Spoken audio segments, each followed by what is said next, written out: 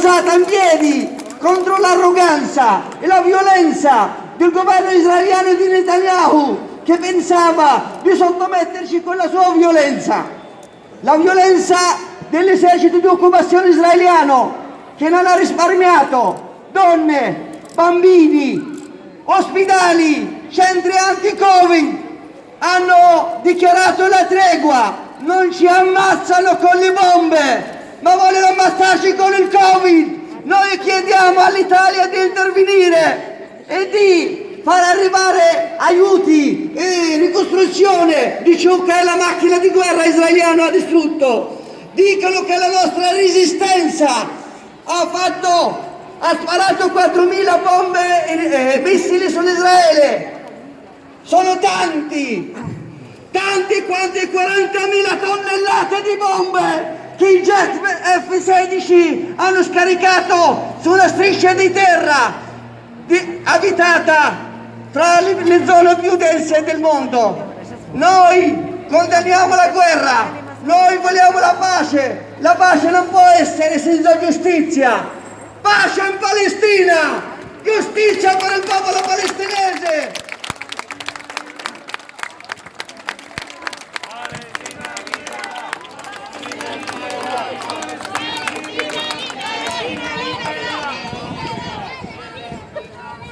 Erano obiettivi militari per l'Israele, per Netanyahu, l'ospedale Al-Shifa di Gaza, l'unico centro anti-Covid di Gaza, i nostri donne, i nostri bambini, fra i 250 morti palestinesi, 60 dei quali sono bambini. Noi non siamo un popolo di terroristi, non c'è la guerra fra Hamas e Israele.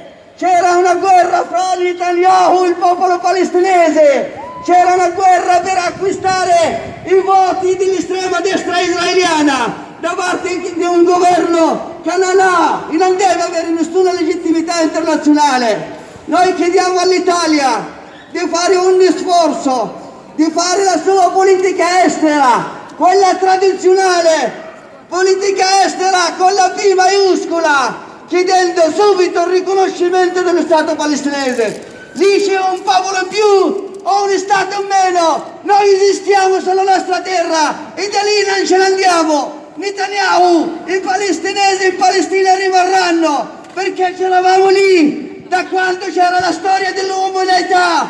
Noi siamo di Gerico, Gerusalemme, Nazareth, Betlemme, Gaza, tutti siamo palestinesi.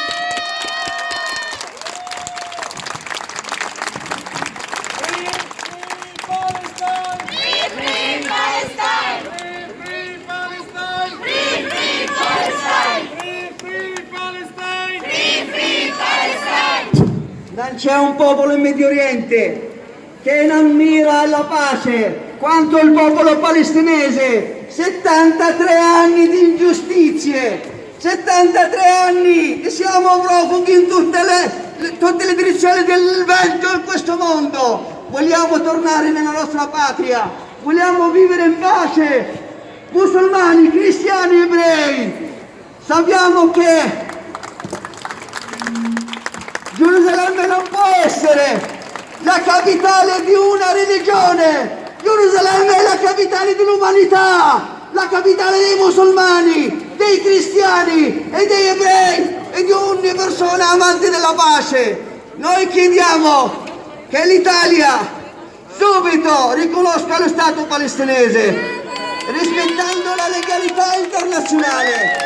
Gerusalemme Est è la nostra capitale. Malgrado Trump se ne va e noi rimaniamo, la terra è nostra da 10.000 anni e lì rimaniamo.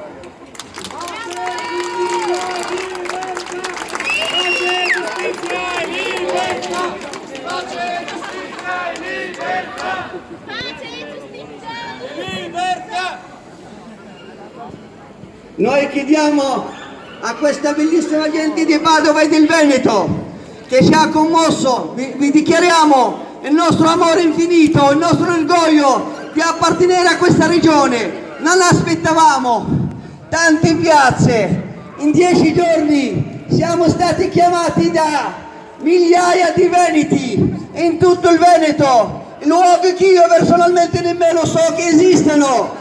Ci avete sommerso della vostra solidarietà, della vostra sensibilità, avete dimostrato che malgrado le notizie spesso vergognose di parte, malgrado lo schieramento dei politici, solo da una sola parte, noi condanniamo l'uccisione dei civili. Nessun civile deve essere ammazzato, anche noi palestinesi accettiamo le condoglianze. Noi abbiamo in Italia un esempio di libertà, un esempio di sacrificio e di resistenza. Sono i partigiani d'Italia. Noi salutiamo per il primo luogo Lampi, la sua posizione a favore della pace, a favore dei due popoli per due stati, e in Palestina non può esserci solo un popolo, uno stato.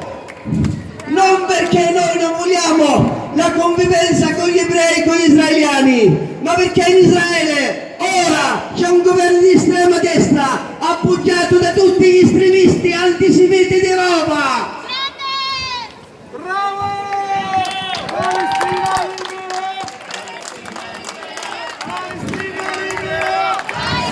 libera! Palestina libera! Palestina libera!